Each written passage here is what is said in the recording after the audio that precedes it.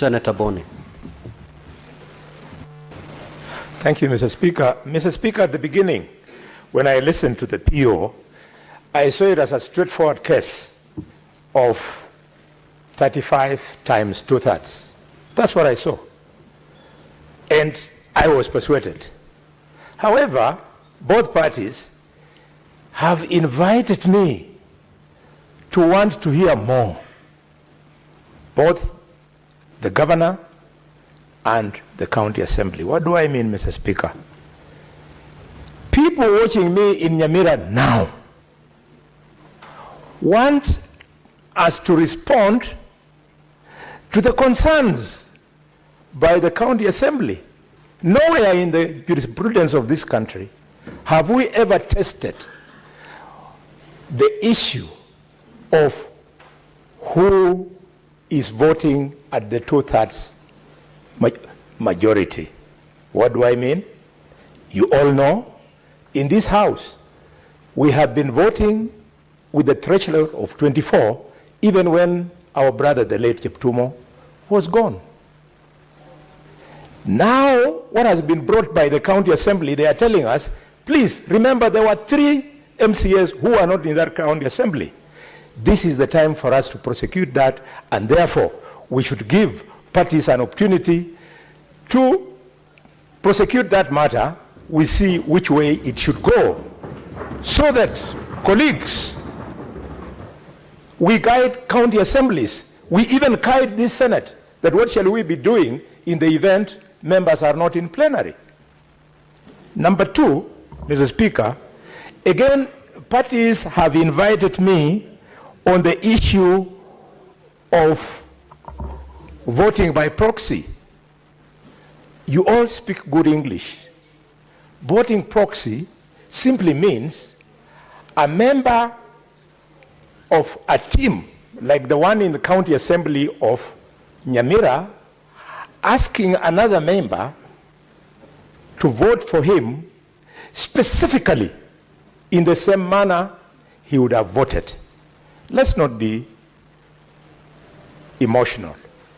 Even in this house, we normally ask the leader of the delegation to tell the appointed the delegation to vote exactly in the manner the leader of that delegation would have voted.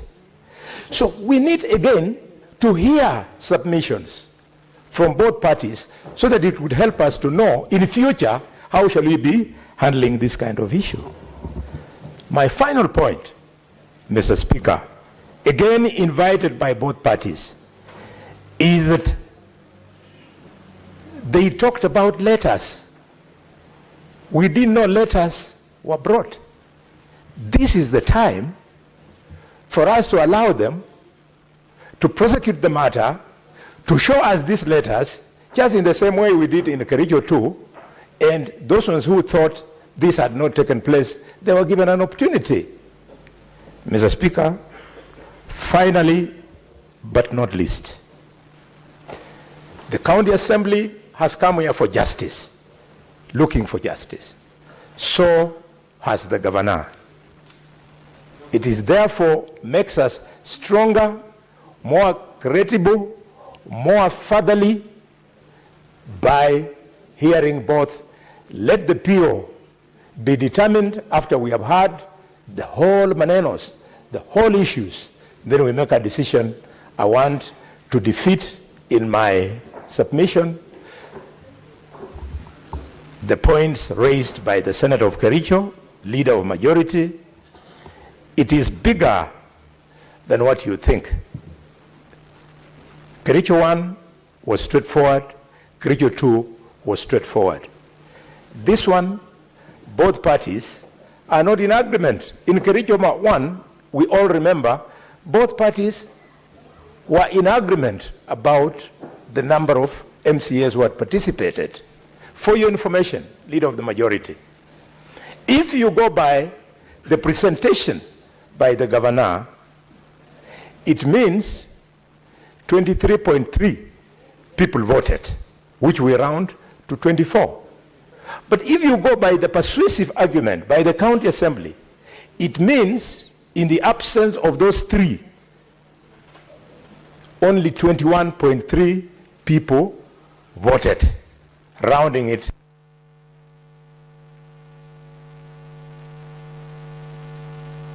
Senator Wambua.